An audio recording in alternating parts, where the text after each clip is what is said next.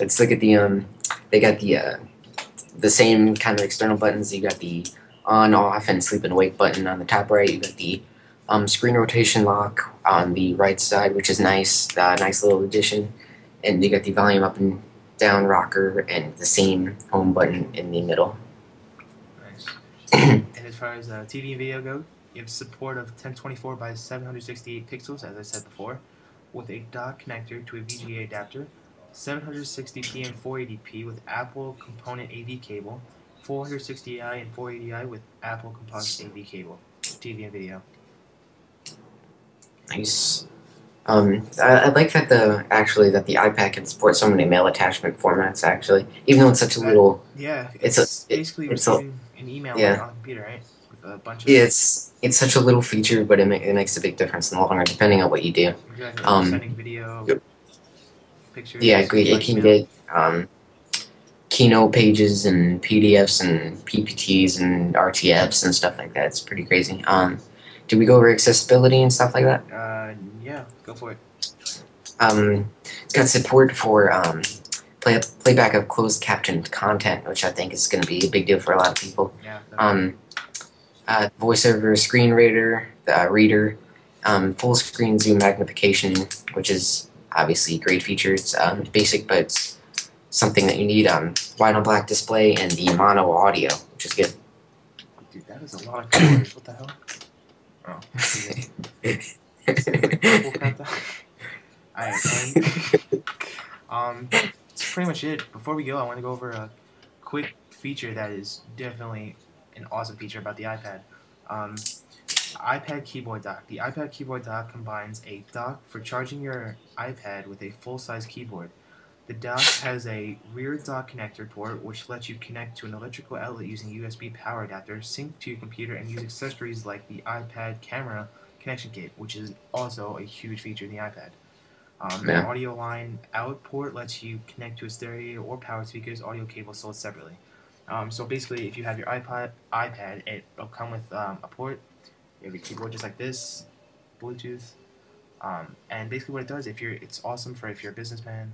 You can use this to actually type on your iPad. So, I mean, if you're getting tired of your hands being like that, just touching the screen, go switch to a keyboard. I mean, it's a huge step up. Yeah, I like that it can connect through Bluetooth, and you can either use that like your own Bluetooth connected thing, or you can connect it to the dock.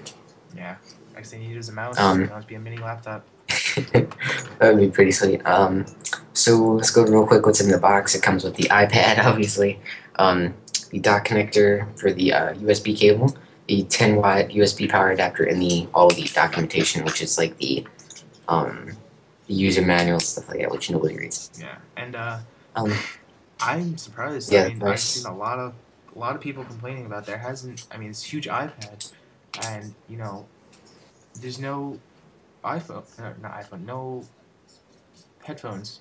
Even like not the regular ones, even one without the little microphone. There's no headphones whatsoever. Yeah. So let's go over the pricing of it real quick. All right. I believe it starts at $499. That is the 16 gigs for the Wi-Fi only. And that's all I know. That's the only thing. Let's go model by model. For the 32 gig of the Wi-Fi, it is $599. For the 64 gig of the Wi-Fi, it is going to be $699. Switching over to the Wi-Fi and 3G, you're going to have $629 as going to be your starting price for the 16 gig. 32 gigabyte for the Wi-Fi and 3G is going to be $729, and the 64 gig for the Wi-Fi and 3G is going to be $829, which is kind of expensive for that. You can just buy a MacBook. Yeah. I heard is it a choice that you can pay by month, or do you have to, or with the 3G model? You know anything about that? I'm not sure. No, I just know if you buy online, you get free shipping. Yes, I like always free shipping. It's always the best. Yeah. All right, so that's a deal breaker. I know. All right, so that's pretty much been it. Colors go again. So what would you give this a rating, real quick, like out of 10? Well, this is the iPad first generation. There's still more to come. Hopefully up to a third generation, but as of right now, first generation, out of 1 through 10, I'd probably give it 8.5. I rate it around the same place. I give it about an 8 flat, just because it's not that big of an upgrade. It's got the OS 4.1, which it's Right. oh, it doesn't have it yet, but it's gonna, which everything's gonna have it.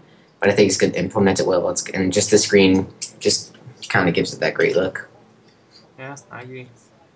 Hopefully, there's along a with lot the more. A4 chip, which is pretty cool. Yeah, hopefully there's more to come. All right. Yeah, we'll see you guys in the next video. Yeah, should be fun, and we'll probably do some other kind of cool stuff.